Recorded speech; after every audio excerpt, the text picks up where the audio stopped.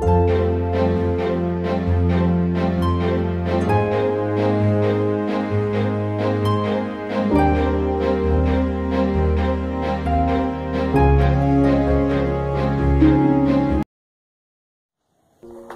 यीशु बच्चों, क्लास शुरू करने से पहले हम पवित्र आत्मा से प्रार्थना करें ताकि हम ईश्वर के बारे में ज्ञान प्राप्त करें।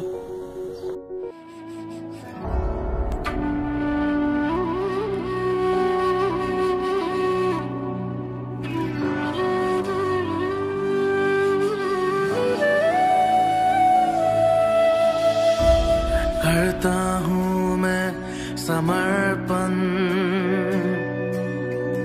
ये आत्मा और ये जीवन। करता हूँ मैं समर्पण, ये आत्मा और ये जीवन।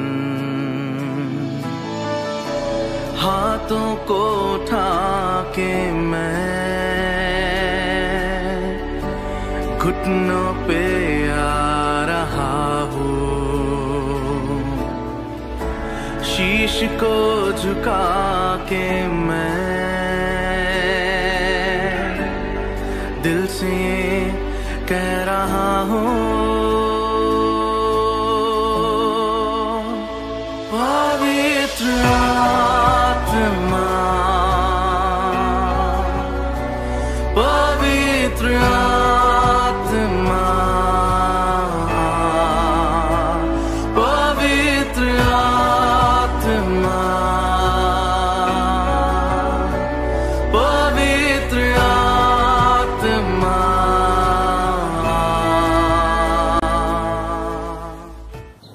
पिछले पाठ में हम देखे थे ईश्वर ने इस्राएली लोगों को 10 आज्ञाएं देते हैं।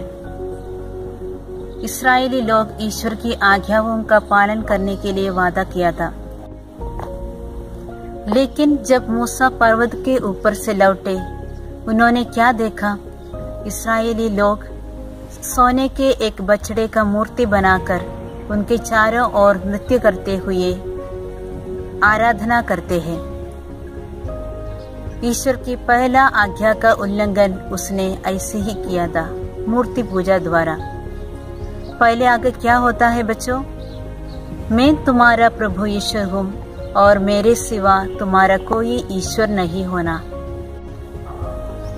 आज्ञा ये हमारा जीवन का मार्ग होता है। ईश्वर ने मानव को इसलिए बनाया कि हम खुशी से रहें। खुशी से जीने के लिए आज्ञाएं हमें मदद करता है। सिर्फ खुशी नहीं, हमें आज्ञाएं द्वारा ईश्वर को प्यार कर सकते हैं। हम जो ईश्वर की संतान है, उसकी आज्ञाओं मानकर जीने के लिए बाध्य है। जब हम पाप करते हैं, ईश्वर की आज्ञा का भंग करते हैं, तो पाप क्या होता है बच्चों? आज्ञाओं का उल्लंघन करना ही पाप है। ईसा मसीह कहते हैं, जैसे मैं अपने पिता की आज्ञाओं का पालन करते हुए उनके प्रेम में दृढ़ बना रहता हूँ, वैसे यदि तुम मेरी आज्ञाओं का पालन करोगे तो मेरे प्रेम में दृढ़ बने रहोगे। यदि हम इन आज्ञाओं का पालन करें तो हम ईश्वर को प्यार करने वाले बन जाएंगे। ईसा मसीह इस कार्य में हमारे लिए आदर्श है। ईसा ने पिता की आज्ञाओं का पालन किया और उनको प्यार किया। ईसा उस प्रेम में दृढ़ बने रहते हैं।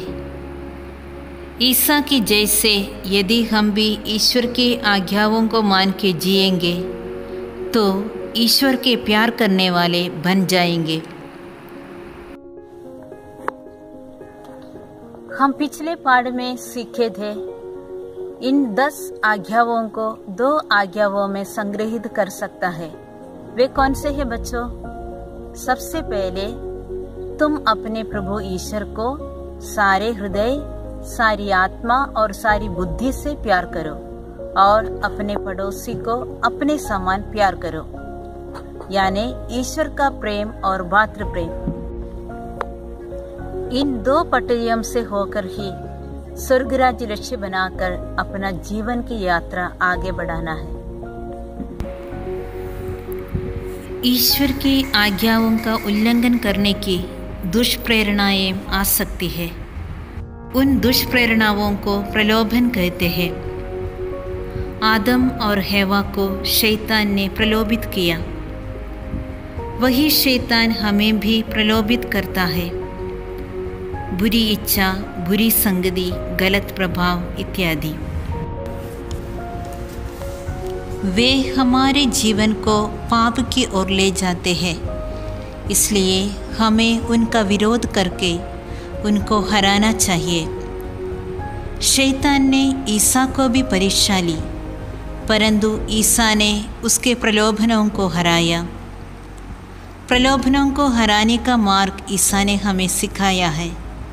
ईसा मसीह कहते हैं, जागते रहो, प्रार्थना करते रहो, जिससे तुम परीक्षा में ना पड़ो। ईसा के कहानुसार यदि हम प्रार्थना द्वारा शक्ति पाए तो शैतान और उसकी परीक्षाओं का सामना करके उन्हें हरा सकते हैं। हम प्रार्थना करें। हे ईसा, आपने पिता की आज्ञाओं का पालन किया। आपको प्यार करने के लिए हमारी सहायता कीजिए। धन्यवाद।